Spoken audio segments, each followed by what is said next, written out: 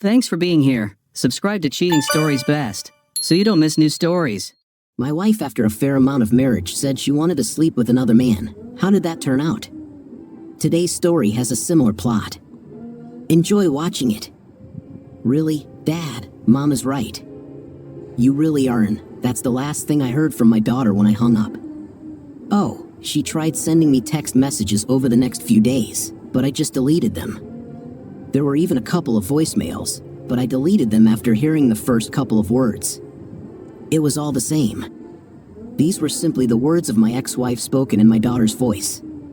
She made her choice 10 years ago and came to terms with this decision. This so-called OL branch was just an insult. So, I'm Tom Williams. I was previously married to Kayla Williams. We had been married for about 17 years when everything fell apart. Of course, they blamed me for this. This is what happens to the naive simpletons in our wonderful divorce courts in this country. They blame the man and then let the ex-wife get full custody so she can tell the kids what a terrible person their father is. I swear the divorce laws in this country were written by a bunch of man-hating feminists who want to diminish anyone with a man's dignity. Like I said, we were married for 17 years. We had 2 children, a 14-year-old son and a 16-year-old daughter. I thought everything was going great. I loved my wife and was sure that she loved me. Our children were smart, athletic, well-mannered, and good-looking. Carly was a daddy's girl, and Josh was a friendly and athletic boy. I was making decent money as a mechanical engineer, and Kayla had a good job as an accountant. We both played sports to keep fit and were both pretty good-looking. Like I said, Carly was a daddy's girl through and through. She seemed to worship me, and I was wrapped around her little finger. She was good at math and science and decided that she would be an engineer like her dad. She received her driver's license the day she turned 16. She, like me, loved to drive a car. From the age of 10, she would go into the garage handing me wrenches while I worked on the various toys I purchased. I'm an unashamed tech lover. I like old cars, mostly GM ones that I can tinker with and build. She also developed my love for them. Some weekends we would go to car shows together and spend the entire day drooling over these amazing cars. It just seemed like we were together almost every weekend. I was also quite skilled at household chores. Carly was always happy to help me when I did things around the house. I taught her the basics of plumbing, electrical, drywall, and painting. She was by my side when I installed new appliances. She even helped me with a new concrete slab that I placed next to my workshop. Although Carly turned to her mother on women's issues, which I was very happy about, it was to me that she came for advice and help in everything else: homework, drama with girlfriends, advice on what she's going to do, boys, etc. We were very open and honest with each other. When she had troubles, she turned to me for help. I was a daddy's girl, and Kayla was a mama's boy. Josh was never into cars and mechanics like his older sister. He was a good student, but science did not interest him much. He excelled more in English literature and civics. He started talking about becoming a lawyer. Of course, Josh and I also talked, but he seemed to be more attached to his mom than to me. The last couple of weeks, Kayla seemed a little off. Nothing special, she just seemed a little distant. And lately, she seemed to zone out for a minute or two.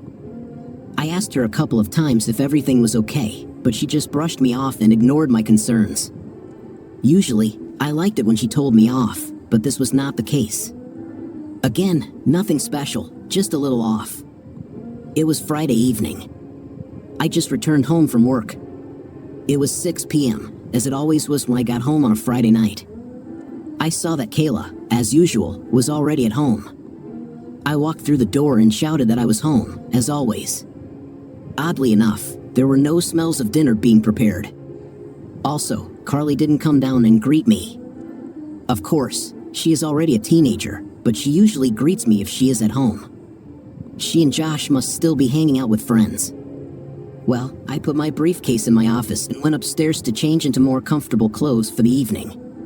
When I entered the bedroom, I saw that my wife had laid out her LBD on the table: little black dress, nicely lingerie, stockings, and heels, as well as their 6-inch CFM shoes. This explained the lack of smell for dinner. Apparently, we were planning on going out tonight instead. I wish she had warned me about this, but I still didn't make any other plans. Where are we going, darling? I asked, starting to take off my shirt. We're not going anywhere, she replied. It was strange. Well, if we're not going anywhere, why did you put on makeup and lay out a hot outfit on the bed? I said. That's because we are not going anywhere. I'm leaving, she said calmly. Is it true? And where do you think you will go in such an outfit without me? Also, where are the children? I had a bad feeling. The children spent the night with friends. I don't know exactly where my boyfriend will take me, but most likely I won't be home until tomorrow morning. What do you mean? You're a gentleman and you won't be back until the morning. Exactly what I said. I have a date tonight, and if everything goes according to plan, I'll spend the night with him, she said calmly. You are crazy. What the hell makes you think I'll even put up with this for a second? To hell with all of it. If you want to go out and have fun, you can wait until the divorce is final. Stop being stupid. There will be no divorce. I'll just do it once, and then everything will go back to normal. I need this night. We've been married for 17 years, and I just need to go out once to prove to myself that I'm still attractive to other guys. If you really love me, you'll let me have this night, and it won't even show up on the radar. Well, if you really loved me, you wouldn't even think about it. I love you, but I need it. I'm getting older, and I need to feel like I'm still attractive to other men, especially for young men. Clarence is about 10 years younger than me. He's been flirting with me for the past 6 months, and I finally decided to accept his proposal. It's just one night of a night to convince myself that I'm still a nicely woman, attractive to other men. For me, it's just a confidence boost. I've noticed a few wrinkles and a couple of gray hairs that are starting to show through, and I need to boost my ego. I do not need this, and I'm not going to put up with it. Do you remember that part of the wedding vows about forsaking all others? You do this, and you break your vows. Don't be stupid. It's just for one night. After returning home, I will never do this again. I promise. Are you a fool, or do you believe that I'm a fool? After breaking the vow you made to me in front of God, family, and friends, do you really expect me to believe your simple promise made in private? Simply put, if you do this, it's over between us. You walk out the door, and I will meet with the lawyer as quickly as possible. Don't be an idiot. There will be no divorce. I will return home and be the loving, faithful wife I always have been. If you try to divorce me, I will fight as long and hard as I can. As a result, you will lose your house, most of your property, and I will get full custody of the children. Moreover, I will do everything possible to disrupt your visits, and I will place all the blame for the breakup of the family on you. I will do everything so that your children will eventually hate you. I was shocked by her words. You claim that you love me, but at the same time, you are ready to do all this to me? Damn right I'll do it. I love you, but if you try to divorce me, I will fight you. I don't want to lose you, so I'm just telling you the consequences of actions. Look, I told you that I just need one night to prove that I'm still attractive and hot. Yes, but what will happen in a few more years? What happens next time you start to think you're still getting old and wonder if you can still attract a younger man? Let me guess, the gossip around Cooler says he's a great lover. I bet he had a night with every single one of your employees. I promise that this won't happen, and yes, there were a few gossips that I overheard. I admit I'm curious, but it will just be intimate. There will be no love. You have nothing to fear that he will take me from you. Like I said, this is just a one-time thing to get it all out of my head. Maybe I'll even learn something that will spice up our nightlife. A couple of new tricks will spice up our lovemaking. If you follow through with this, I have already told you the consequences of your actions. If you call him right now and cancel the appointment, we can go to marriage counseling and work on saving our marriage. Don't be stupid. We'll be fine. If you really insist on counseling to heal your bruised little ego, we can talk about it tomorrow when I get back. With these words, she continued to prepare for the date. I changed into jeans and a t-shirt and left the room. After a while, she came downstairs dressed in the clothes she had laid out. She had a small clutch in her hands and was examining herself in the mirror by the door. I was sitting in my chair in the living room. A car horn was heard outside. "He is here." "I have to go." "I'll see you in the morning," she said, coming up to me to kiss me goodbye. I turned my head and pulled away from her. She ended up kissing the air. She straightened up and looked at me with a frown. "Okay, so be it. Once you get over your little tantrum, everything will go back to normal." With these words, she turned and headed towards the door. I turned to her with one last request. "If you walk out the door, it's over between us. You better think twice about throwing 17 years of marriage away." She turned to look at me. "I don't throw anything away. Like I said, I'll be back, and everything will be back to normal." With these words, she opened the door and went out. Yes, I began to cry over the loss of my marriage and the woman I had loved exclusively for the past 20 years, 17 years of marriage, a year of engagement, and 2 years of exclusive dating. I didn't understand how she could do this to me. She never expressed dissatisfaction with me. We had a normal night life, and she never said she wanted more. I would happily give her more if that's what she wanted. We didn't quarrel over anything. Of course, there were some disagreements, like all couples. Nevertheless, we discussed everything and came to a mutual agreement. I'd already decided what I'd do if she went for it. Half an hour later, I finally got up and got to work. I think I waited that half hour for her to come to her senses and come back. Obviously, this didn't happen. I went upstairs and began to implement my plan. It wasn't a great plan, but it was the best I could do at the time. It was a fairly large house with 4 bedrooms, the master bedroom, Carly's room, Josh's room, and a large guest bedroom. The guest bedroom was actually the master's second bedroom with a private bathroom. We used it when her family or my family came over. We also used it for kids' sleepovers. This will now be my temporary bedroom. It took me about 2 hours to completely move from our old bedroom to my new one. I had no illusions about what would happen in our divorce. It was a no-fault state. This means that the divorce laws in this state were written by man-hating feminists. In general, unless the wife was convicted of some serious crime and sent to prison for at least 10 years, all the blame fell on him.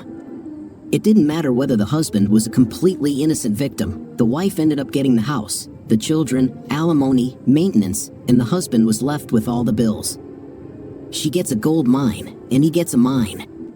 After getting my new temporary home in order, I went down to my home office and logged into our online banking. A few years ago, I opened another account in my name. It wasn't for any nefarious purpose. It was just so I could buy her gifts, and she would be surprised. We both had access to our finances, and there were a few times when she came in to check on our finances and happened to see a purchase I was making for her. Needless to say, there were no surprises for her birthday or Christmas. So, I opened a new account in my name only so I could buy her gifts and not let her know what she was getting in advance. Now, I decided to repurpose this account. She knew about him but had no access to him. First, I transferred exactly half of our checking and savings accounts to my personal account. Second, using the remaining money in the joint account, I paid off and canceled all of our credit cards. Then, I signed up for several new cards in my name only. Yes, I should have paid off everything before transferring the money, but I decided that it would be better to pay back everything that the court ordered me to do than to try to collect anything from her. I would transfer my direct deposit from work to my personal account on Monday morning when I got to work. Also, on Monday, I would have to call our broker and ask to split our investment. Having done all I could, I grabbed another glass of Jim Beam with ice and headed to my room for the night. I finished my drink, getting ready for bed. It wasn't the best dream. First of all, I'm used to sleeping next to my wife. Without her, the bed seemed empty. And then, my mind just couldn't turn off. I kept going over in my mind what I could have done to prevent this. Should I have tried to get her to stay? Out the door, physically restraining her, go to that idiot's car with a baseball bat, with a pistol? Was it worth going to jail? It was a long night. I sometimes dozed off and sometimes passed out, but not for long. I finally decided to stand up as light started to come in through the window. I still felt tired, so I decided to take a shower, more to help myself wake up than anything else. After shaving, showering, and brushing my teeth, I put on jeans and a t-shirt and went downstairs. I had breakfast and drank a couple of cups of coffee while reading the newspaper. It was 9 o'clock in the morning when Kayla returned to the house. I sat in my office at the computer and looked through apartments that were available for rent. I'd already found lawyers and made an appointment for Monday afternoon using their online scheduling. "Good morning, honey, I'm home as promised," she greeted, joyfully entering the house. I just ignored her. Throughout the night and into this morning, I grew increasingly angry at what she did. This morning, as I sipped my coffee, I realized that I had done nothing to deserve such disrespect from her. I also realized that there was nothing I could have done to prevent what she did. It was all on her conscience. If I had somehow managed to stop her date last night, she would have just done it again another time. There are many people who say that you can't suddenly stop loving someone. Perhaps they are right. But what you can do is turn that love into hate. The opposite of love is not hatred, but indifference. With hatred, emotions are still present. Marriage counselors can often save a marriage where there is hatred by turning it back into love. If there is indifference, then there is no chance at all.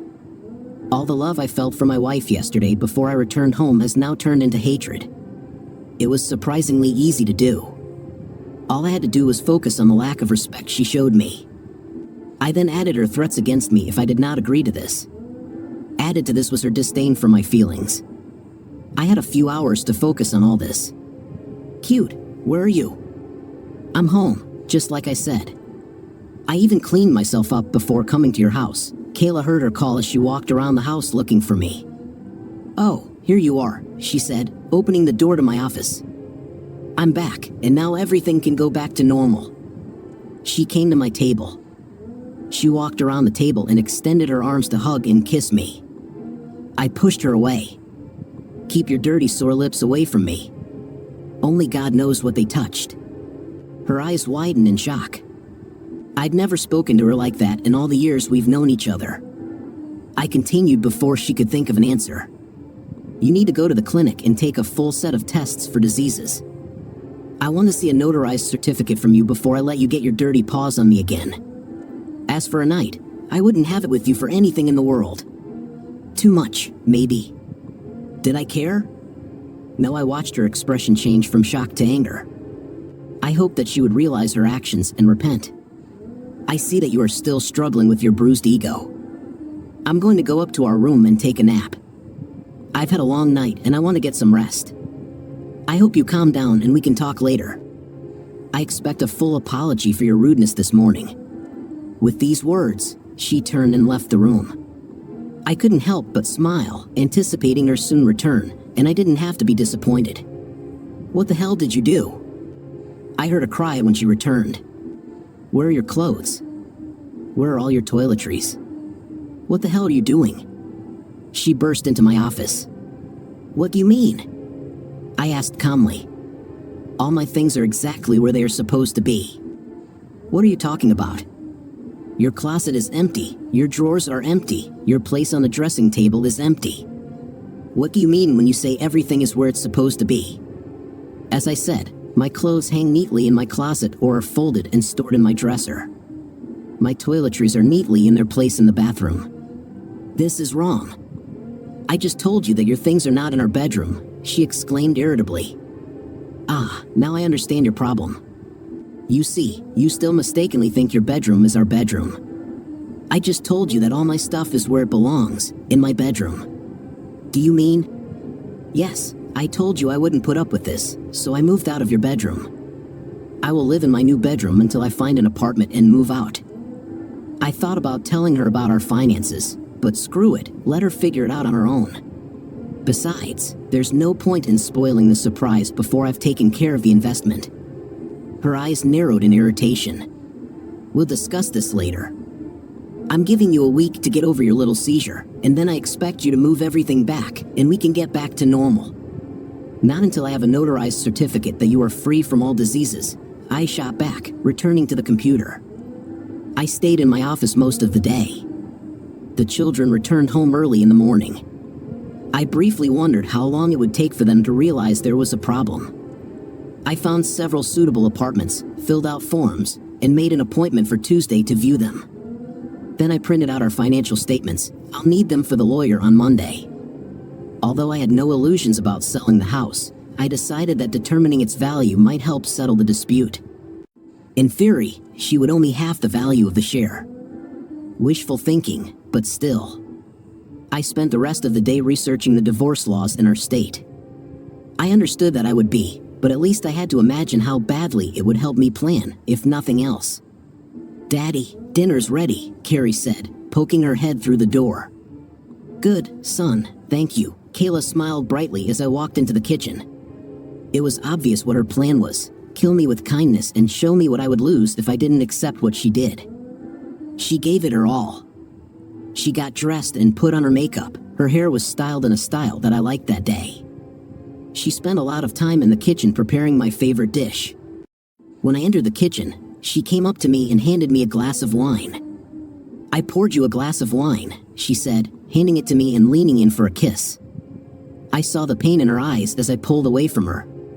Taking the glass from her, I went to the sink, poured out the wine, and placed the glass on the counter. Then I took a glass out of the cabinet, put a couple of ice cubes in it, and poured a couple of fingers of Jim Beam. There was no way that the children sitting at the table would not notice this. Walking over to the table, I sat down and began chatting with the children. I didn't even pay attention to my wife. The dinner was clearly tense.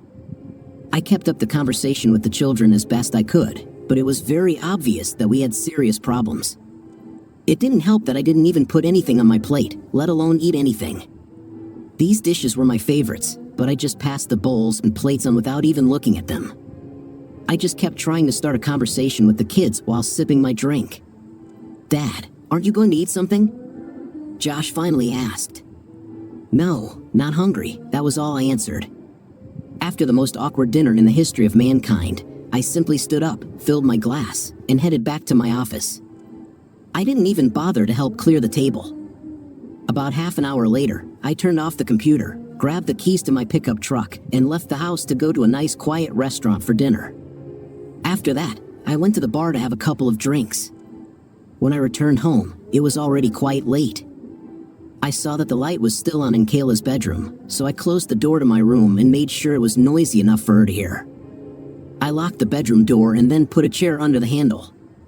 As I was getting ready for bed, I heard her testing the handle and then knocking. She tried to get me to open the door for about 5 minutes before she gave up. The next morning, I got up early. I decided that today would be a football day. There were 3 games on the program: morning, afternoon, and evening, and I will watch them all. Yes, there were things to do around the house over the weekend, but I decided to ignore them. To hell. I'm not going to live here long, so Kayla can just leave it to someone else. I'd already drunk most of the coffee and started getting ready to make an omelet for breakfast. I was finishing mine when Carly came into the kitchen. "Hello, sunshine. Omelet?" I asked. "Of course, Dad." "Thank you." She took her juice and sat down at the table, and I started preparing her food. A few minutes later, Josh appeared. I told him I would cook for him as soon as I finished his sister's food. Carrie ate her omelet while I cooked Josh's. I heard Kayla appear in the hallway, so I poured the last of the coffee into my cup and turned off the pot. She shuffled in, took a cup from the cabinet, then looked at the empty coffee pot. "You couldn't even leave a cup for me," she looked at me. "The coffee pot is over there. You know how to cook." "It doesn't matter." "So, you're making an omelet?" "I just finished." "But feel free to make yourself one," I replied, serving it to Josh's plate. For his plate, I used the last of what I prepared. I even already removed all the ingredients. After taking care of the children, I left the kitchen. It was already past noon. I was sitting in the living room where the morning game was going on. Kayla came in with a plate and a bottle of beer.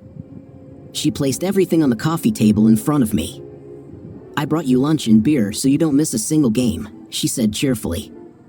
Without looking at her, I raised my foot and swept the plate and bottle off the table onto the floor. She just stood there with her mouth open in shock. Just then, they turned on a commercial, and I got up, went to the kitchen, and got myself a beer. I wasn't going to drink anything she brought me, so it would have been wasted anyway.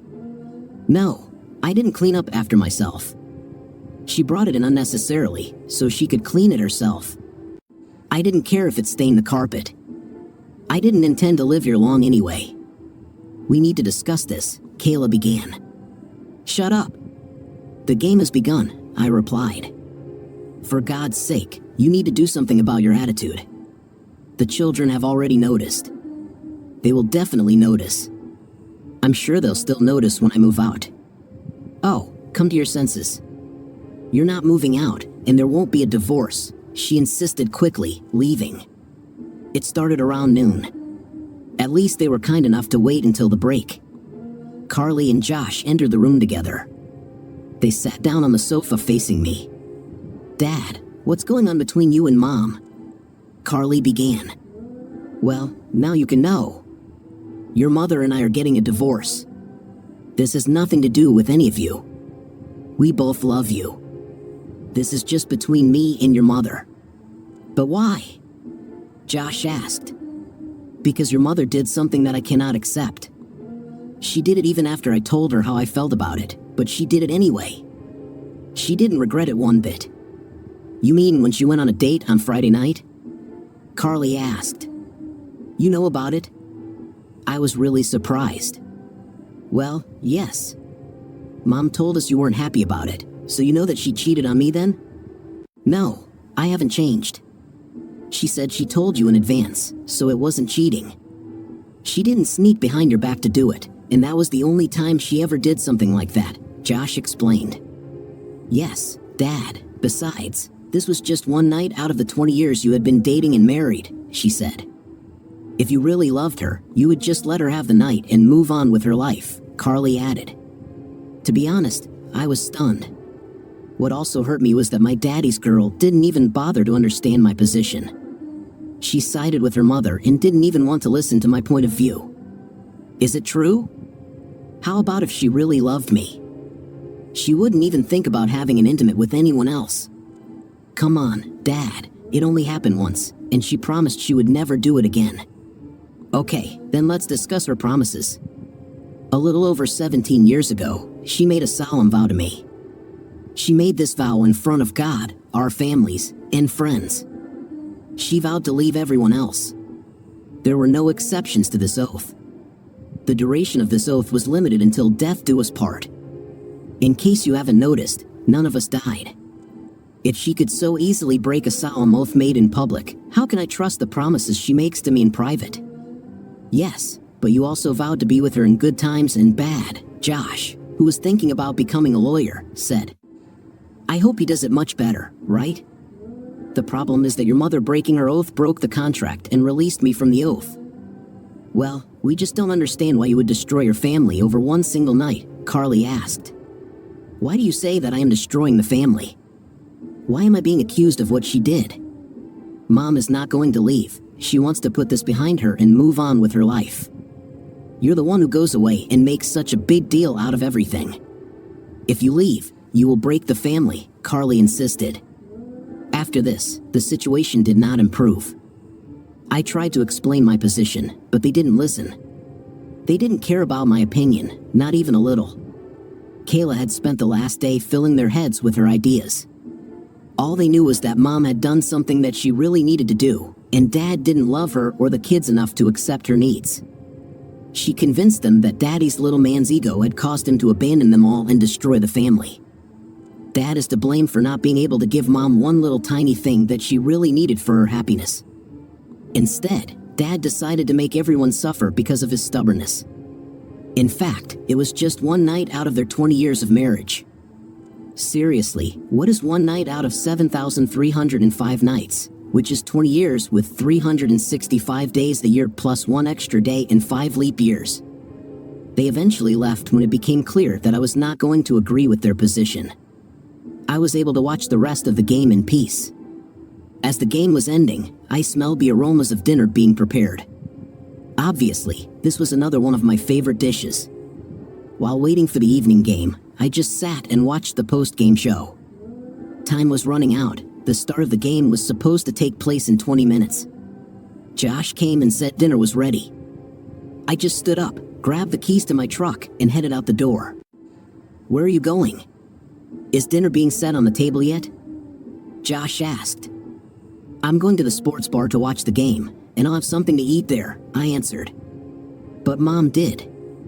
"I'll be back after the game, although I might stick around for a while after finishing," I added. After the game, I actually sat down. They had a very good burger that came with fries. The beer was also good. I only drank one beer, a quarter of the game, so that was enough for me to get behind the wheel, plus it was only 5 minutes from home. When I got home, everyone had already gone to bed, so I just went to my bedroom, locked the door, and went to bed. The plate and bottle were cleared from the coffee table by the time I got home. This made me smile. On Monday morning, I got up early and left the house before everyone else was up. The first thing I did when I got to the office was call my broker. I explained that I was getting divorced and wanted him to split all of our investments in half. He created a new account in my name only and transferred half of our investment to it. Next was the HR department. I removed Kayla's name from my retirement account and asked them to list Carly and Josh as my heirs. I also provided them with my new bank account information so they would redirect my salary there. Lastly, I told my boss that I was going through a divorce, so I would need time off for meetings with my lawyer, court dates, meetings, etc. He was okay with it. My lawyer basically told me what I already knew. There was a small chance that I could get custody, but it depended entirely on where the kids wanted to live. They were old enough for the court to take their wishes seriously. Judging by my conversation with them yesterday, I wasn't going to count on it. In fact, the only reason the guy ever hired a lawyer for a divorce was so that the lawyer would smooth out the divorce process. I told him to start the paperwork and asked that she be served at work on Monday. I didn't even bother going straight home after work. It was Monday Night Football, so I just stopped at a sports bar. 3 tacos for $1. I ate 3 in the first half and 3 more in the second. I ignored text messages and phone calls from Kayla. I answered Carrie and told her where I was. Her reaction to this was not very pleasant. All 3 of them gave me dirty looks when I walked in on them. After the game, I just went into my office and closed the door. By the time I finished and went up to my room, everyone had already gone to bed. On Tuesday morning, I got up early and left the house before everyone else was up. Everything was fine with work, and I took the day off to look at apartments. I settled on a nice 2-bedroom apartment and paid a deposit. I can move in on Saturday. A trip to the thrift store allowed me to buy a sofa, table, and chairs. They were supposed to be delivered on Saturday afternoon. I decided that I liked the bed I was using and was going to take it as well as everything in my home office. When I returned home, they were already having dinner. I chuckled when I noticed that they didn't even set out a plate for me. This suited me just fine. I wasn't going to eat anyway. I just went to the refrigerator and took out everything I needed to make a huge sandwich.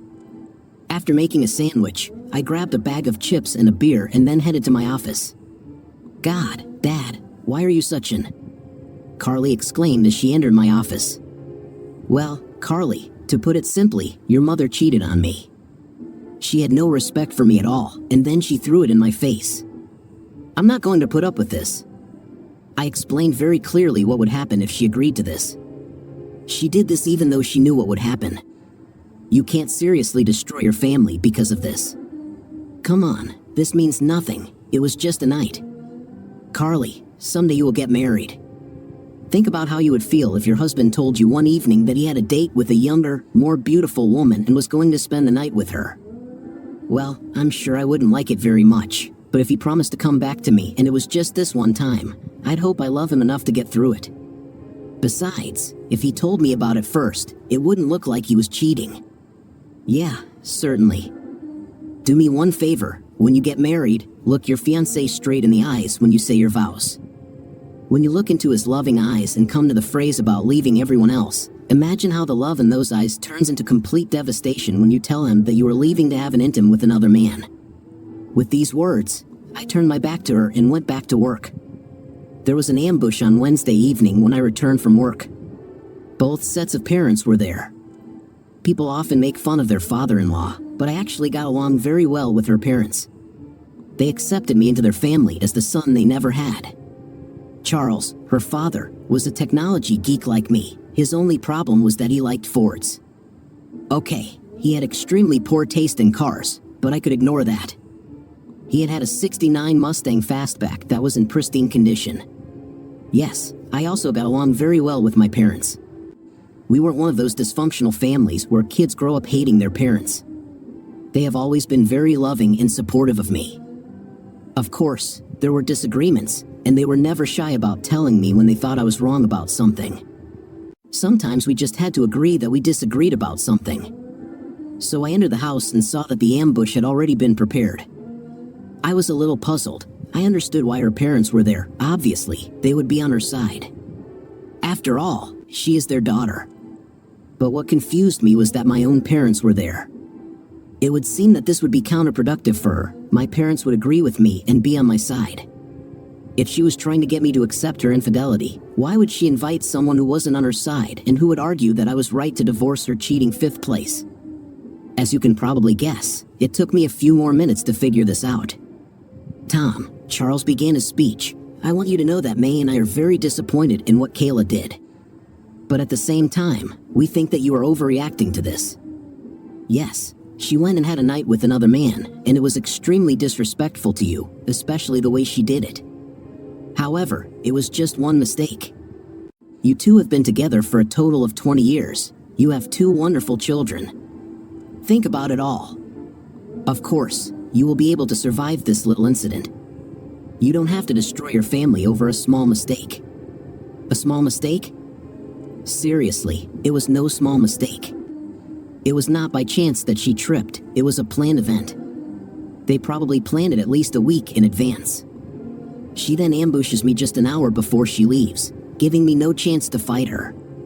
This was a deliberate plan to deceive me. Son, my mother decided to intervene. She didn't deceive you, she was the first to tell you about it. What? Of course, you're right, she told me. Told me, she never asked. She just said she would do it, and I had no say in the matter. Even when I voiced my serious objections, she didn't care. By the way, I told her what would happen if she did this. "Tom, Dad," cried my father, "I understand your pain and anger, but think about your family. We love you, son. We will be here to help you heal, but think about what you will do to your family. Kayla still loves you and insists she won't do that again. We all think that with counseling and some effort, you can overcome this.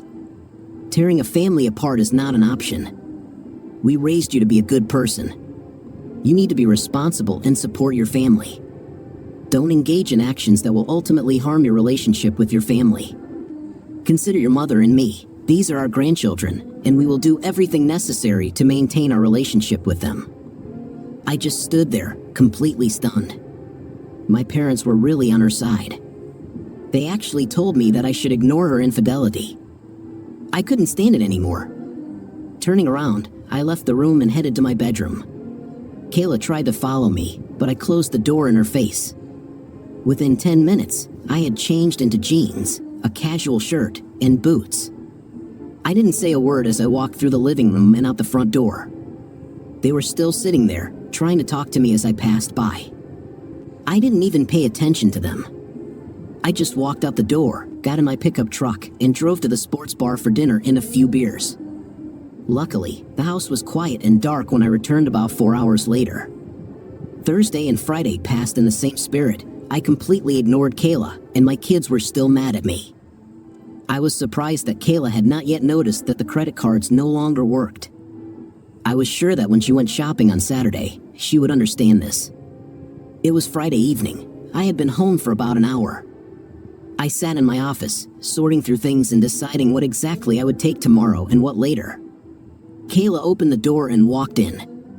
She was wearing a sheer nightgown, stockings, a garter belt, and heels. I must say she looked fantastic. Today, the children are spending the night elsewhere. It's time for you to forget about this nonsense and come to bed with me. I want you to make love to me all night long. I really need you to take me back, she said. I looked at her for a minute. No thanks. Besides, I haven't yet seen a certificate from the clinic confirming that you don't have any diseases. Stop being funny. I need you in my bed. Your hysteria will achieve nothing. Now, come on, I need intimate, she insisted. Not the slightest interest. Look, if you don't do this, I'll have to call Clarence again. Here's a one-time offer for you.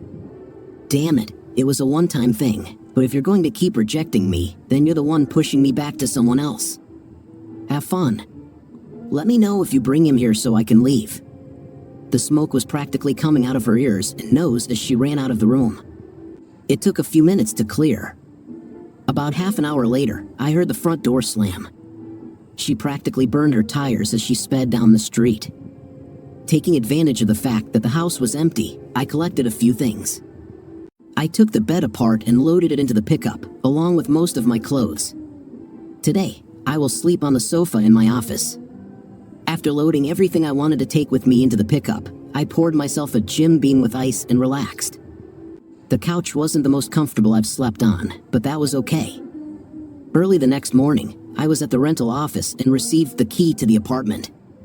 It took me a little time, but I managed to unload everything from the pickup truck and into the apartment.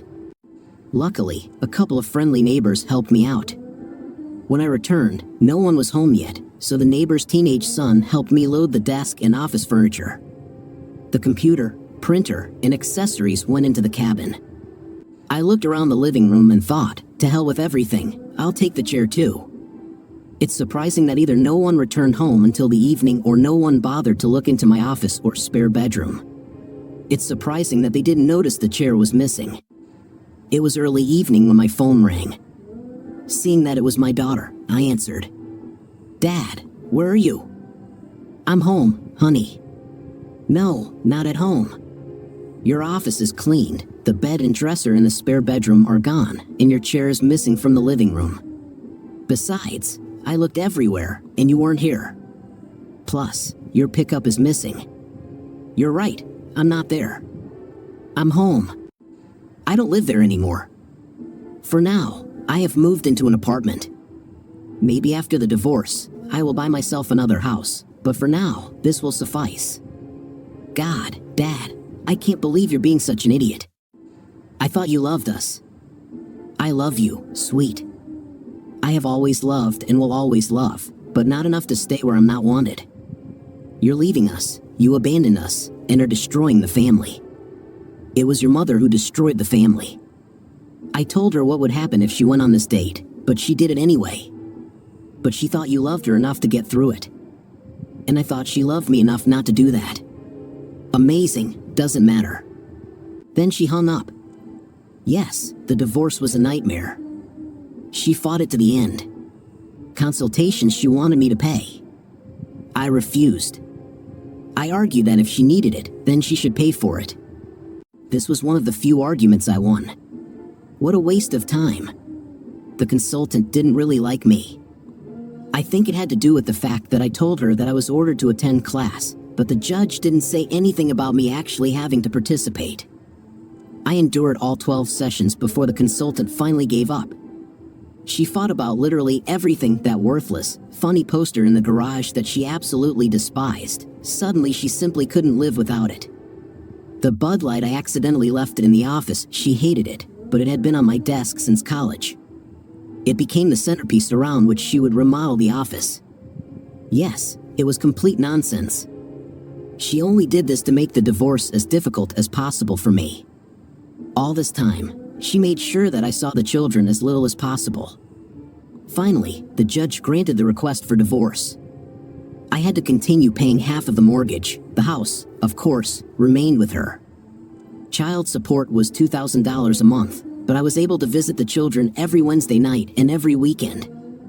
What really pissed me off was the $1,000 a month for 5 years of spousal support. It would be annulled if she remarried during that time. I wasn't going to hold my breath. I learned that she moved Clarence in with her before the divorce was finalized. So, yes, half of my salary went to her.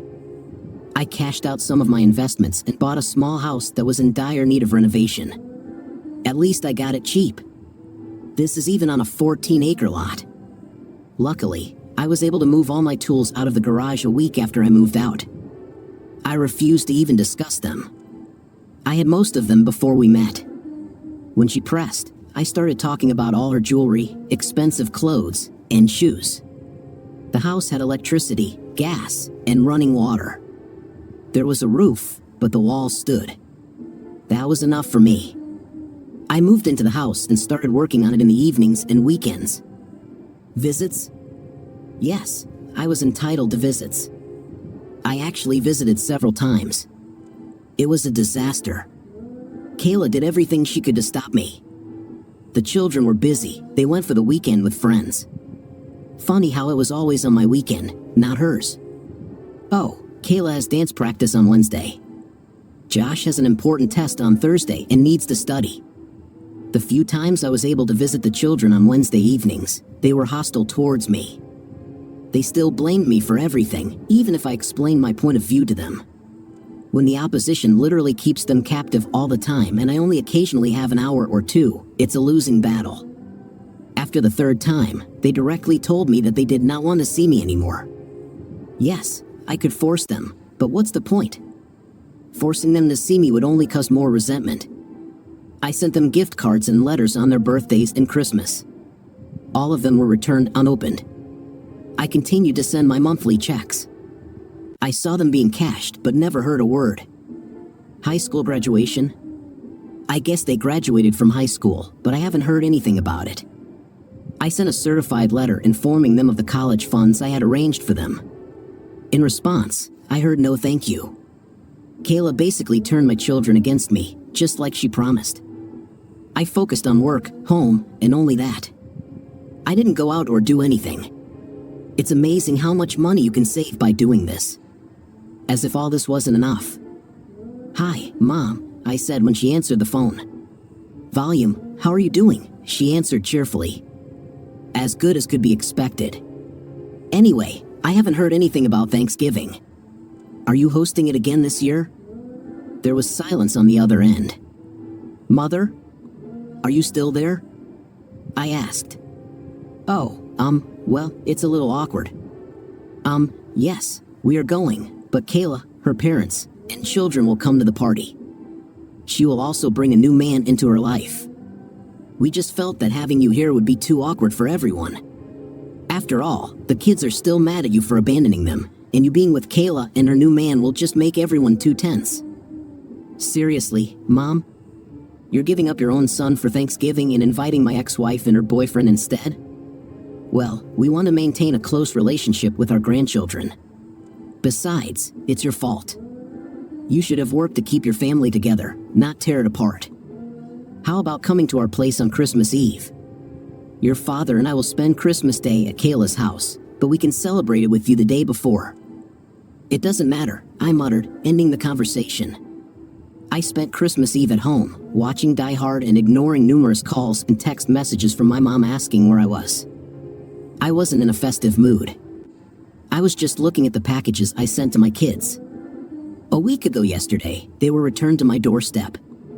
True, 5 years later, I received a message about the wedding. Kayla married Clarence the weekend after I paid my last maintenance payment. Josh had turned 18 the year before, so I was done with child support. Now, I was completely free from my former family and obligations to them. I celebrated the occasion by getting drunk. Yeah, I'm not very proud of it, but screw it. I worked my 5th place off and gave them all the love I could, only to be rejected and treated like crap. To hell with them. Now that all my obligations to this and her 2 ungrateful offspring were fulfilled, I decided to just put them out of my mind as much as possible. They clearly didn't want any relationship with me, so I just forgot about them as much as possible and moved on with my life. Well, except for one thing that has always bothered me, I had to continue paying half of the mortgage on the house. Of course, that ended when Josh graduated, but my name was still on the contract. I think Kayla was under the mistaken impression that the house was hers. The divorce stated that she could only live there until the children finished school. Now all bets were off. I was entitled to half the property, and it was quite a large property. I contacted my lawyer to begin with. When we got divorced, the house was appraised at about $300,000, with equity in the house of about $200,000. This was 5 years ago. Since then, we have been paying our mortgage regularly, and property values in our area have increased significantly. After doing a little research online, I estimated that the assessed value is now around $500,000, and the net worth is $450,000. Yes, we only had $50,000 left on the bill. Why did I do this? Well, of course, because of the money. Who couldn't use an extra $250,000? There was also the fact that this would make Kayla very angry. She adored this house, and having to give me a penny for anything would make her furious. And I wanted any kind of payback for what she had done. It would also reimburse me for all the house maintenance costs and mortgage payments I had to make for her. The call came about a week later. Volume, what the hell's going on? Well, Kayla, there's not much going on here, just working and renovating the house I bought. What's happening to you? I must admit that I was surprised that you called to see how I was doing. After all, this is the first time you've talked to me since the divorce. I'm not calling to find out how you're doing. I'm calling to find out why. Why a realtor just came to my house to inspect it and get my signature on the sales contract. Oh, this? Well, this should be pretty clear. Since both of our names are on the title, she will obviously need your signature for the sale. What sale? I love this house, and I have no plans to sell it. Then when can I expect a check from you for my half share? Nice try. I got the house in the divorce. No, you only used the house until Josh graduated from school. This happened last month. Now, we can either sell it and split the proceeds, or you buy my half. If you think I'm going to give you $100,000 for a house that is rightfully mine, then you're crazy. Well, that proves I'm not crazy. I'm not asking for $100,000. You could have done this 5 years ago. Now, since the home's equity is about $450,000, my half is $225,000. Considering all the expensive furniture you simply must have, let's round that up to $250,000. You're crazy.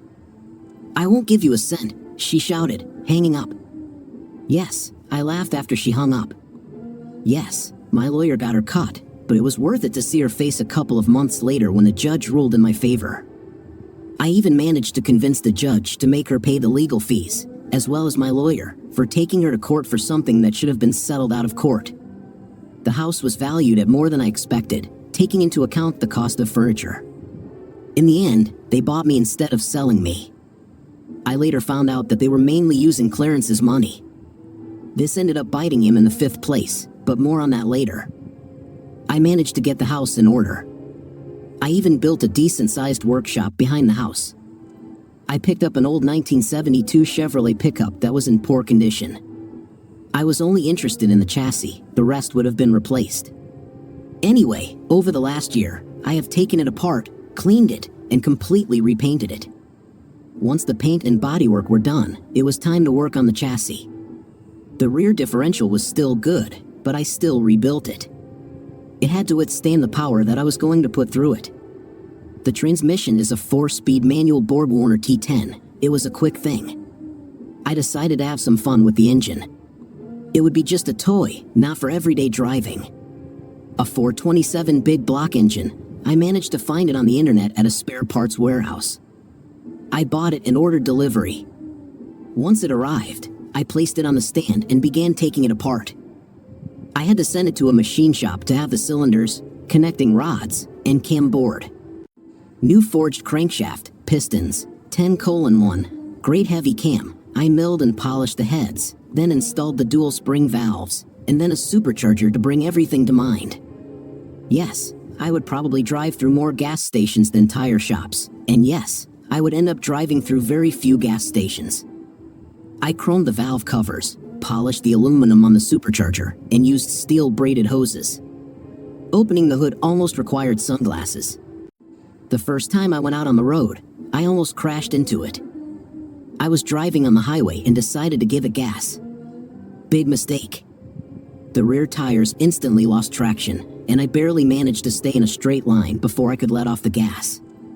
Remember, press the gas pedal slowly. After that, I started driving a little more carefully. A few weeks later, I saw an ad for a car show open to the public. Thinking it would be fun, I filled out the form and paid the entry fee. When the day arrived, I loaded up the 72 Chevy and drove to the park. I checked in and got my spot. As I was setting up the car, I noticed a very nice 1968 GTO parked next to me. I installed my shade structure in the area behind the truck, a couple of chairs and a refrigerator completed my setup. That's when I noticed some attractive redheads setting up chairs behind the GTO. Yes, I said redheads, plural. There were two of them. One looked about my age, and the other was in her mid to late teens, perhaps still a schoolgirl. There were two very important points that I did not see. I didn't see the guy with them, and I didn't see anything on the older woman's left ring finger. "Good morning." "I like your car," I said cheerfully. They both looked up from what they were doing. "Hello, thank you." "I like your pickup truck too," said the older one. "Thank you. Have you been to many of them?" "This is my first. I mean, I've been to car shows before, but only as a spectator. This is the first one I'm participating in. By the way, my name is Tom. Well, my daughter and I are participating in them for the third time. My ex has already taken part in them several times. I'm Marie, and this is my daughter, Jenny. In that case, when you're done, why don't you two join me in the shade? I have a cooler full of drinks, and I could use any information I can get about these shows." We ended up sitting almost all day. From time to time, we got up and talked to someone about our cars, but the day passed very pleasantly. No, I didn't win any awards, but I still had fun. I found out that she divorced her husband 3 years ago because she caught him cheating. He cheated with his boss's wife. She made a deal with him. She would give him all the videos if he would transfer the GTO to her. She told me that it would really hurt him, and she wanted him to keep his job so he could continue to pay her child support and maintenance. For her, it was a double win. Besides, his boss was in 5th place, and she didn't care that his wife was cuckolding him. Jenny was also friendly and joined in the conversation. She told me that she was very angry with her father for his infidelity. She doesn't want anything to do with him anymore. We were having such a good time that I didn't want it to end. When the show was over, I suggested they go to Red Lobster for dinner, a couple of blocks away. They agreed, and we went there. I didn't really want to be sad, but they asked, and I told them my story. I have listed the main points. I told them that my children had sided with my wife and had nothing to do with me anymore. Are you saying that she cheated, and your children blame you for divorcing her? Jenny was amazed. Yes, I tried to explain everything to them, but by that time, she had already turned them against me. Marie put her hand on my shoulder. I'm so sorry for you, Tom. You seem like such a nice guy, but you don't deserve anything like this, she said sincerely. I decided to change the topic to something more pleasant. We ended up talking and laughing for another hour. It seemed like there was a real connection between us. We exchanged numbers, and Marie agreed to meet me again. As they walked away, I saw Jenny give me a big smile, wink, and give me 2 thumbs up. I realized that she also did not mind me meeting her mother again. So, Marie and I met again. It was the next weekend. I called and asked. She agreed enthusiastically. Dinner and dancing. I received a kiss on the cheek as I walked her to the door. As I turned to leave, I saw a red-haired teenage girl in the window, smiling and giving me 2 thumbs up. After 2 more dates, I invited them both to my house and cooked them dinner. After my divorce, I learned to cook quite well, a chain of restaurants, a few YouTube videos, a lot of trial and error. I make very tasty lasagna, so I settled on that. They seemed to like it. They really liked my house, but I overheard Marie telling her daughter that it definitely needed a woman's touch.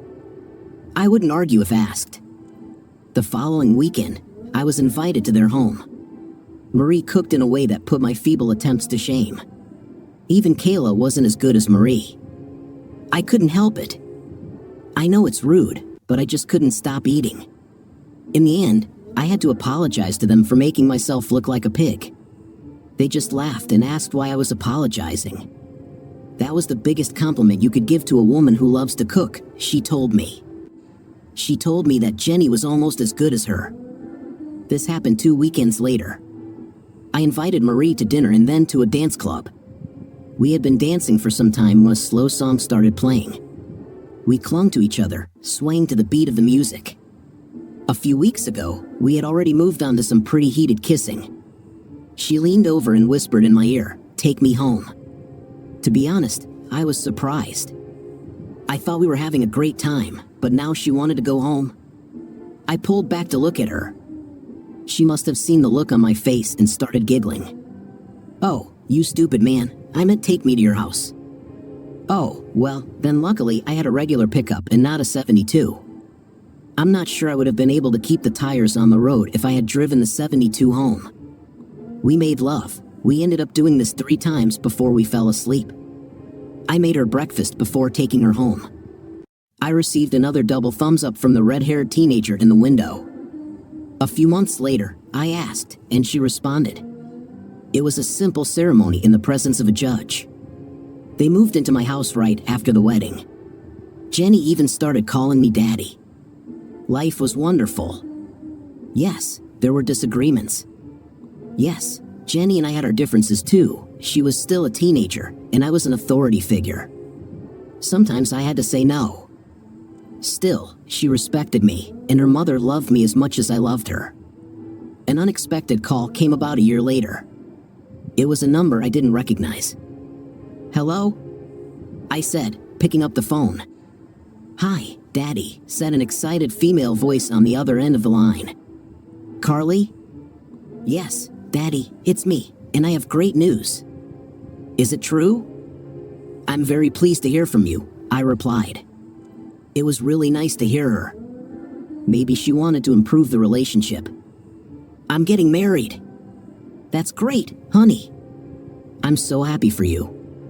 Basically, I want you to be at my wedding." "Oh, honey, certainly."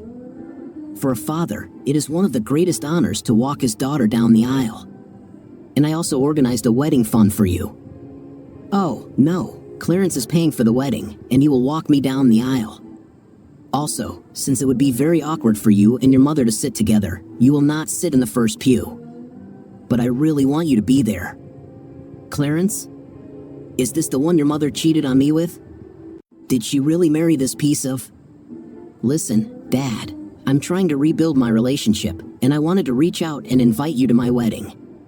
Besides, after you left, she and Clarence started seeing each other more often, fell in love, and got married. In fact, it's your fault. If you hadn't left us, she and Clarence would never have continued dating." "Fine. I see that you are still under the impression that your mother did nothing wrong, so I won't be able to attend for 2 reasons. First of all, I simply cannot support a marriage that I know will fail. Most likely, you will cheat on your husband, like your mother cheated on me.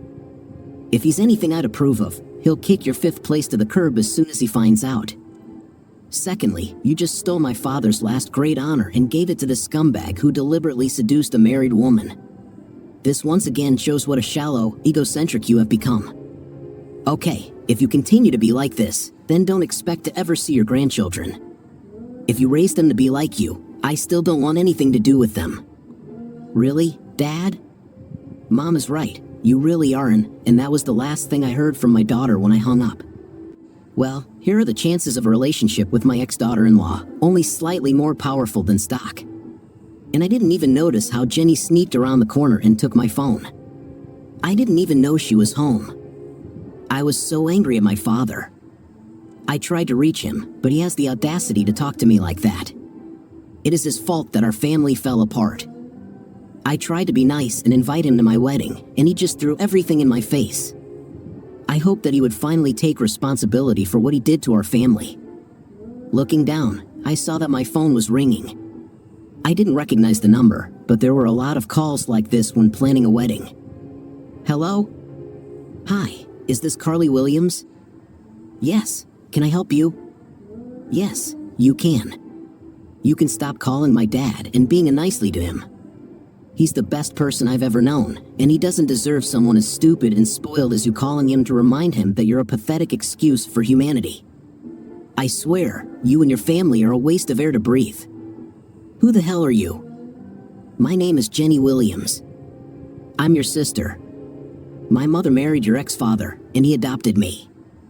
I love him with all my heart, and it would never even occur to me to disrespect him or disgrace him in the slightest. You are an insult to the daughters of the whole world. I know everything about what happened. Your mother went on a date with absolutely no respect for her husband and had intimate with another guy. The saddest thing about all of this is that you don't seem to mind.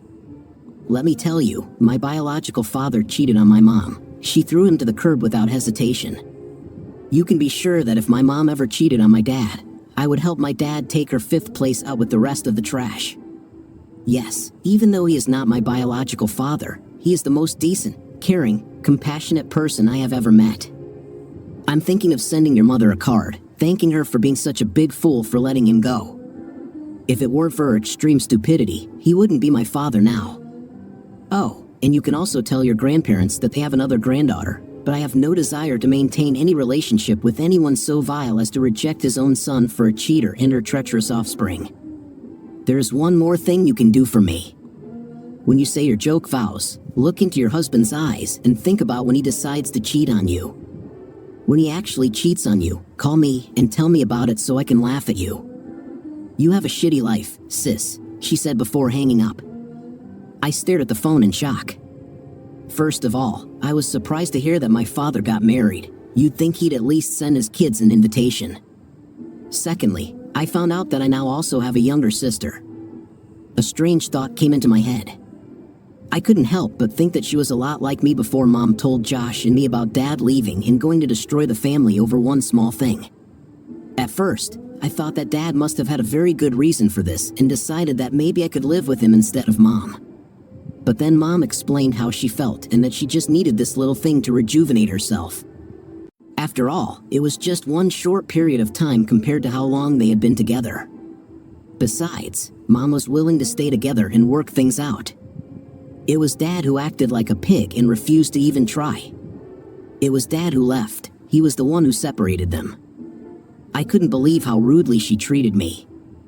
She didn't even give me a chance to tell her that it was Dad who abandoned us and Mom who was trying to move forward. It was as if she didn't even care that it was just a one-time thing that shouldn't have even crossed the radar considering how long they'd been together. And she has the nerve to call me all these vile names. She doesn't even know me. And why was Dad so upset?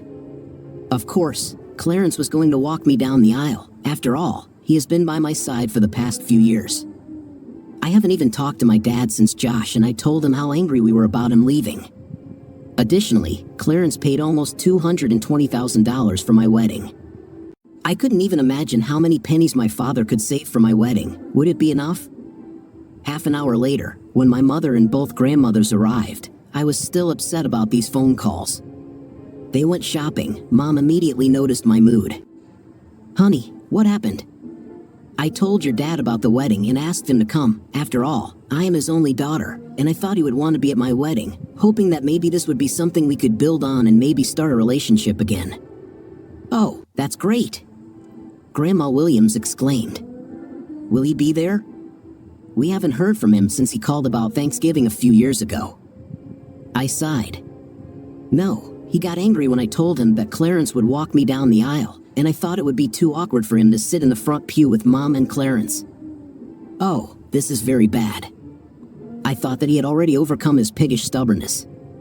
Well, if that wasn't bad enough, 5 minutes later, I found out that I have a half-sister, I said, with both of them voicing their surprise in harmony. Yes, the girl who said her name was Jenny Williams called me a few minutes after Dad hung up.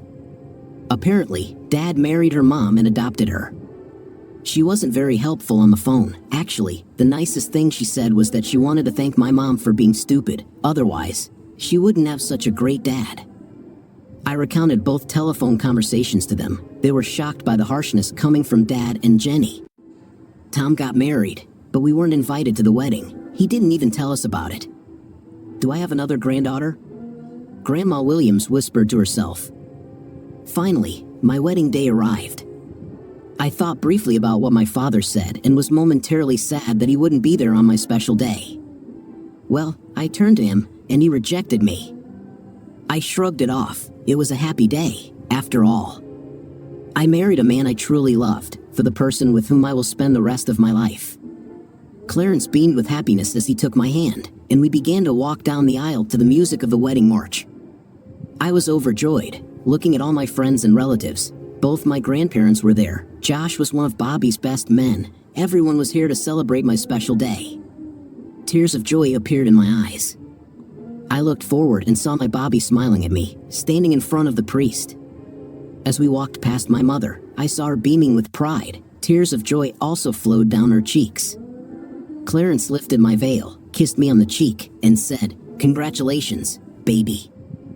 He then handed me over to my future husband. When the priest asked, "Who gives the bride?" right away, Clarence replied, "Her mother and I." Something sounded wrong, but at that moment, I couldn't figure out what. This soon passed as the priest began the ceremony. I looked into the eyes of the love of my life. I said my vows, to have and keep, in sickness and in health, in good times and bad, leaving. Leaving? I couldn't say it. I looked straight into Bobby's eyes and just couldn't say it. I suddenly remembered what that said on the phone. I looked into the eyes of my betrothed and suddenly saw him with another woman. The picture suddenly changed. Now I was looking into the dull eyes of a broken man, telling him that I had a night with another man. These pictures flashed through my mind. The words came out without thought. I understand now. If before, it seemed to me that we were under the close attention of the public, now it was nothing compared to what it was now. Bobby looked at me with concern. Suddenly, it was as if a weight had fallen on me. The biggest smile of my entire life appeared on my face. Finally, I understand, I told Bobby. This is very cool, Carly, but what did you suddenly understand? Everything, I answered. Then I got serious. Bobby, do you really love me? Of course, I love you. How can you even ask this? I have to ask this because I can't marry you today, I swore. I felt a rush of air pass me as the entire audience gasped in shock. We will still get married, but not today. This is wrong, and I have to make it right. I'm only getting married once, and it's for life, so I have to do it right, baby.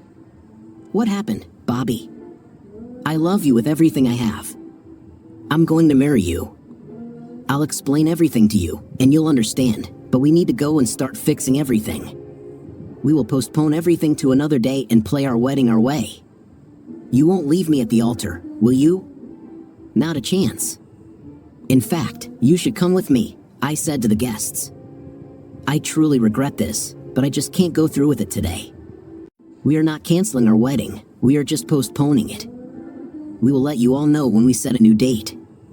We understand if you decide not to come, but just think about what story about today will stay with you for years to come. Don't you want to come next time and see what happens next? In any case, in order to somehow compensate for your disappointment, the reception hall must be ready. Everything is already paid for with non-refundable deposits, so why not take advantage of it? The bar is open, so eat, drink, dance, and be merry. Don't worry, Clarence will pay the bill. With that, I took Bobby's hand and walked back down the aisle. Suddenly, my exit was blocked by my mother, and Clarence was standing next to her. He didn't seem happy that I had just flushed over $20,000 down the toilet. I also noticed that all the guests were now focused on this new confrontation. Those who stood up to leave for the reception stopped to watch the next show. Clarence started shouting some nonsense about the money he spent and how I was going to pay him every cent back for this stunt I just pulled. Then it was Mom's turn. "Carly, what are you doing?" "Where are you going?" she asked. "What I'm doing is correcting a mistake that I made several years ago." "What mistake?" "The biggest mistake of my life. The mistake I made was listening to all the garbage you spouted instead of helping Daddy kick your fifth place to the curb. The mistake I made when I blamed my dad for destroying the family while it was all your fault by cheating on him. Carly, I'm your mother, and you will speak to me with respect." "Really, Mom?" "Once a cheater, always a cheater." "Carly, how dare you?" "How dare I?" "I'm really ashamed that I looked up to you." It wasn't until I looked into Bobby's eyes as I said my vow that I woke up and realized what a terrible person you truly are. Once a deceiver, he always remains a deceiver. Looking into his eyes, I suddenly realized how terrible it would be if he ever cheated on me. I realized how much I would hurt the person I love if I ever cheated on him. I think my dad was still a good role model for me, but you definitely weren't. "What do you mean?" Mom asked. I noticed a little fear in her eyes. Seriously, Mom? You think I don't know about your Wednesday afternoon workouts with Jim Davis, your personal trainer? Why do they always take place at his apartment and not at the gym? It's funny how you only go to the gym to see Jim. How about the fact that Carlos, your pool cleaner, needs an extra hour every 2 weeks because you have a night after cleaning the pool? I have some good footage from when I came home early a couple of times in case you try to deny it. And let's not forget how you always tip Mario, your hairstylist, in the back room after every visit to the hair salon. At least Clarence is your boss at work, and he doesn't have to worry about you cheating on him with your boss. Have I forgotten anyone? Oh yeah, I almost forgot about Alan Morris, your neighbor for the last 3 years. He'd come over whenever his wife had a bachelorette party. Her eyes flickered to Clarence as I finished airing her dirty laundry. Perhaps she was hoping that he miraculously didn't hear anything, even though I said it loud enough to be heard throughout the entire church, and he was standing less than 2 feet away from me. Clarence had a look of utter shock on his face. The moment I looked at Clarence, an evil thought came into my head. Oh, and Clarence, before God and all these witnesses, I swear with the same commitment that my mother made when she made her wedding vows that I will pay you back the money you spent on this wedding. We all know how she keeps her vows, so you can fully count on me to keep that vow just as she kept hers. Yes, he shouldn't hold his breath waiting for even 10 cents. Seeing that Mom was distracted, I pulled Bobby down the aisle. I made a short stop to talk to the videographer. Yes, he caught everything on camera. He smiled broadly as he handed me a copy of the videotape. He was determined to make a duplicate in case something happened to the original. I quickly signed the permission form to post the video on YouTube. I was hoping it would go viral and add to my mom's shame. Bobby and I ran out to the parking lot. He came here in his car, and our bags were in the trunk. We planned to transfer them to the limo before leaving the reception. His brother was going to take her to his place after the reception. I smiled, knowing that Daddy would really like Bobby, and slid into the passenger seat. I was instantly horny when he turned on the ignition, and the huge twin-carb Ford 40 engine rumbled to life. Sure, it wasn't GM, but the 1969 Challenger was still a beast. "Where are we going?" he asked as we roared out of the parking lot. "We're going west on 156th. "I'll find the address and put it into Waze," I replied, working on the phone. It wasn't difficult. After all, he didn't try to hide. I knew the city he lived in, and a search of the property records gave me the answers I needed. He was about 2 hours away. We could only hope that he would be home when we got there. We didn't stop to change clothes. I was on a mission and didn't want to waste time. It's not a common occurrence when you open your front door and see a woman in a wedding dress and a man in a tuxedo standing on the porch of your home. I mean, if you are a minister of a church and live in a church, then this probably happens sometimes. The problem was that I was not a priest and certainly did not live at the church. What was even more amazing was that I actually knew which one was which. I had no idea who this man was, but it was definitely my eldest daughter standing there, my eldest daughter who has made it clear that she doesn't want to see me anymore. I remembered that today was her wedding day, but I couldn't understand why she was here. She must be either at church, at a reception, or on her way to her honeymoon. Standing on my doorstep was the very last place she should have been. "Daddy, can I talk to you for a minute, please?" she asked very quietly. Still stunned, I stepped back and allowed them to enter. I gestured toward the living room where Marie and Jenny were sitting. I also noticed the shocked expression on their faces. Carly, this is my wife Marie and her daughter Jenny." "Jenny, Marie, this is Carly." "Sorry, but I don't know who the guy is with her." "Oh yeah, Dad, this is my fiancé Bobby Jensen." "Bobby, this is my dad Tom Williams, his wife Marie, and my sister Jenny," Carly introduced. "Groom? I thought he was supposed to be your husband by now. Didn't you get married a couple of hours ago?" I was confused. "This is what I need to talk to you about. I couldn't do it today. I can't get married until my dad walks me down the aisle." "Daddy, I finally understand. You were right. You were always right. I'm sorry for getting caught up in my mom's and blaming you. It was Mom who abandoned everything, not you who abandoned us. Forgive me for everything I said and did. You didn't deserve any of this." I won't make excuses for my behavior because there really are no excuses, except that I was young, stupid, and listened to the wrong people. I just hope that you can find it in your heart to forgive me and allow me back into your life. I really, really want to marry Bobby. He's a really great guy, and I know you'll like him. I just can't marry him unless you agree to walk me down the aisle and marry me off. Well, this was completely unexpected. I probably should have focused on other things, but there seemed to be 1 or 2 elephants in the room. Even though I was very happy that my daughter decided that I wasn't the man who abandoned them and wanted me back in her life, my curiosity about the scene in front of me required some attention. So, Carly, did something happen at the wedding? I mean, you're wearing a wedding dress and Bobby in a tuxedo, so I'm guessing you actually attended the wedding. She looked at herself, then at her fiancé. Oh yeah, in fact, we were already halfway through the ceremony when I had an epiphany, here she said, handing me the disc.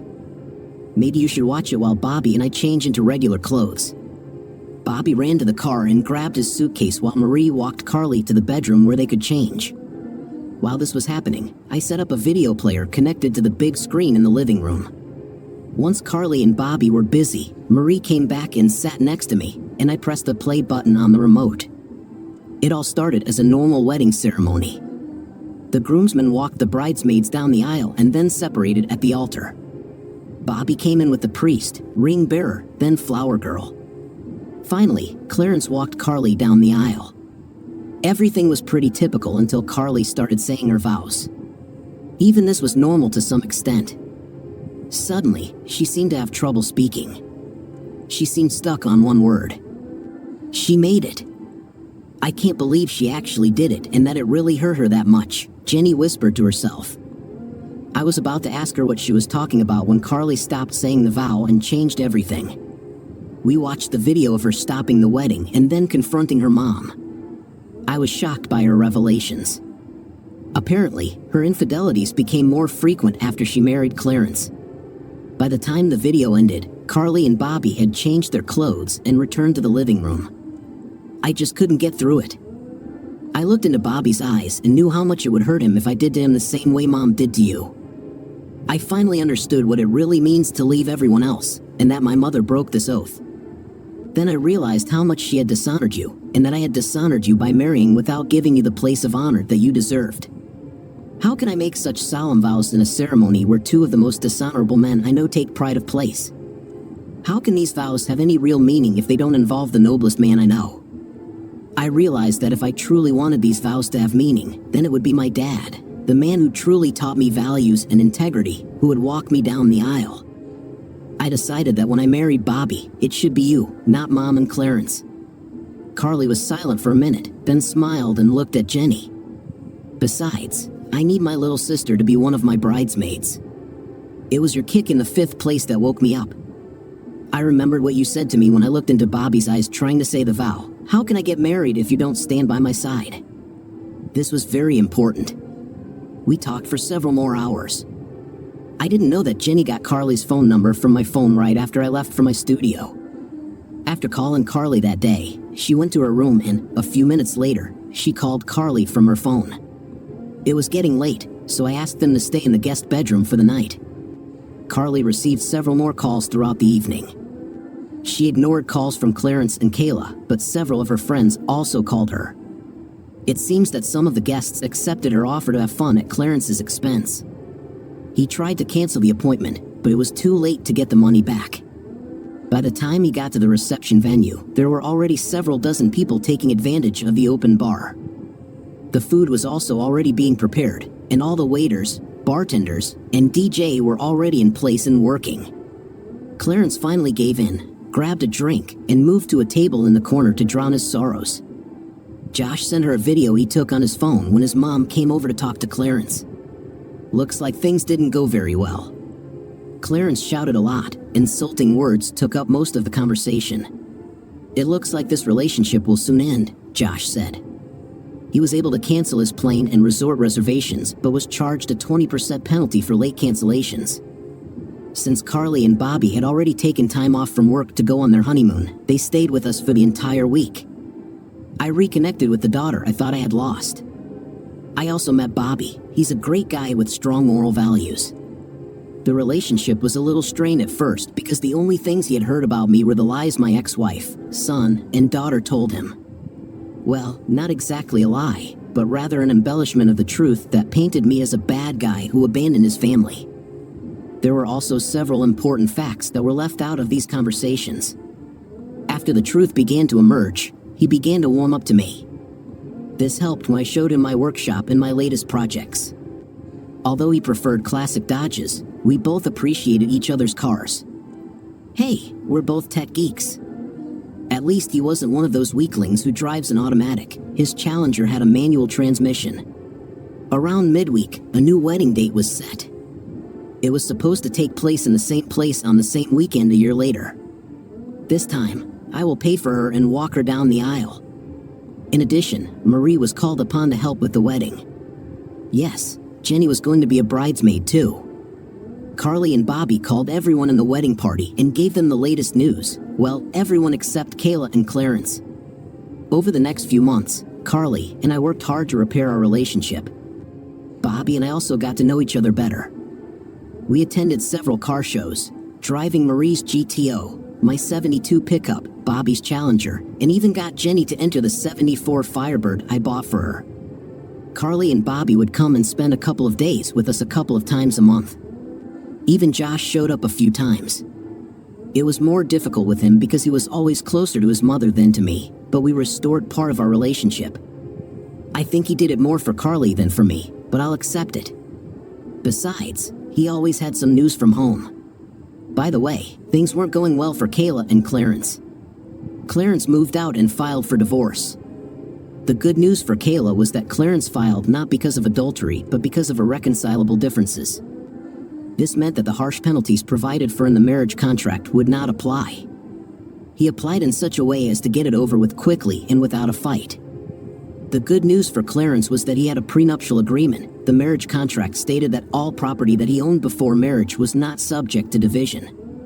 Kayla would receive half of the property acquired during the marriage, but this would not be enough when taking into account the property acquired before the marriage. Basically, she will keep the house and receive about $50,000. As for the house, Clarence did try to get a piece of it, but he had no proof that he was entitled to it. Of course, it was with his money that my share was purchased after the divorce, but there was no real evidence of this. He apparently took out a business loan for his company to get the money, but never documented exactly what he spent it on. In addition, they never put his name on the title deed for the house. Since the house belonged to Kayla before their wedding, she refused to even discuss the topic. In the end, Clarence paid off the loan but achieved nothing. By the time he realized he would never get the house money back, it was too late to file for adultery. Rumors about Kayla's adventures spread, and her authority in society suffered greatly. Friends began to avoid her, and invitations to parties, charity events, and other events dried up. To make matters worse, since she was unemployed and dependent on Clarence's money, her financial situation deteriorated greatly. Clarence learned an expensive lesson. He lost several $100,000 buying my half of the house. He lost another $28,000 due to a failed wedding. He also had to pay Kayla $50,000 in the divorce. And then there's humiliation. Kayla was furious that her affairs had become public knowledge and that Clarence was divorcing her in this way. She started telling her remaining friends that she cheated on him because of his small manhood. Such gossip spreads like wildfire. It didn't take long before all the women he tried to pick up at the bar were just laughing at him. He became a recluse, going only to work and straight home. His social life evaporated. "Ready, Daddy?" asked my eldest daughter. "No father is ever truly ready to let his daughters go, but I'm honored to do this for you," I replied. The doors opened, and music began to fill the church. I stepped, starting with my left foot, and proudly walked my daughter down the aisle. I took a quick look, and my smile grew even wider. My ex-wife was sitting in the fourth row. My wife Marie had her place of honor in the front row. I will join her after I take care of the last important honor for my daughter. Who gives this woman as a wife? As her father, I give her as my wife, I said loudly. "Love you, baby," I whispered to her, kissing her cheek before handing her to Bobby. "Yes, I forgot to mention my ex-wife. No, it wasn't my idea. Carly asked me to do it this way. I turned around, walked over, and sat down next to my wife. To having to keep, in sickness and in health, in good times and bad, leaving everyone else, Carly practically shouted the last phrase. Then, beaming with a smile, she finished her vow. It was a wonderful ceremony. There was applause when they kissed at the end. I looked down from the main table. Marie was next to me. I saw Kayla sitting at a table to the side. She didn't look happy. Every time she looked up and saw Marie sitting in her place, she frowned. I noticed she took advantage of the open bar. Clarence was not invited. I don't know if he would have come even if he had been invited. My last great achievement for my daughter was complete.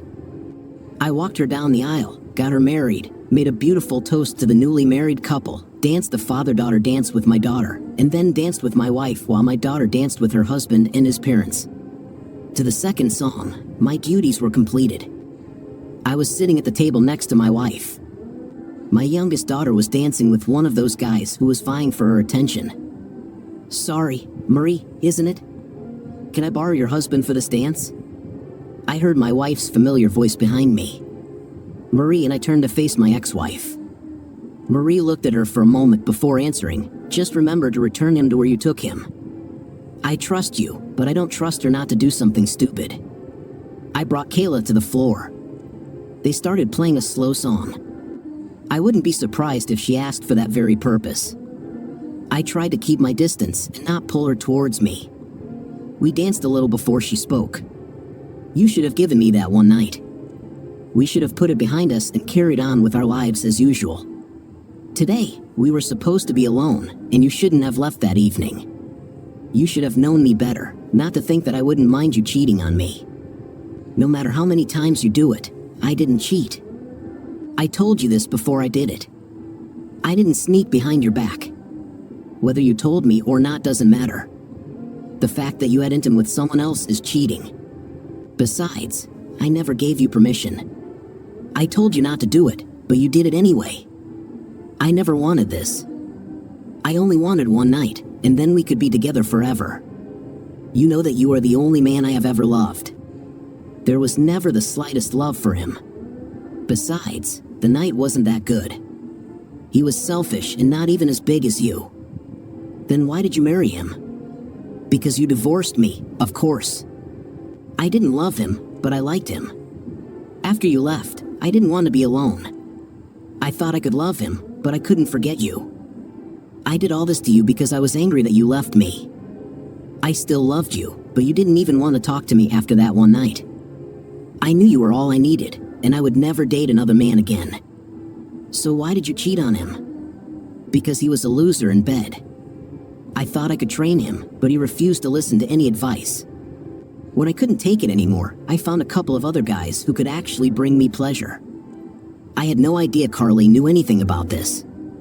Even if I knew that she knew about all this, I would never have thought that she would throw me under the bus like that. I feel sorry for you.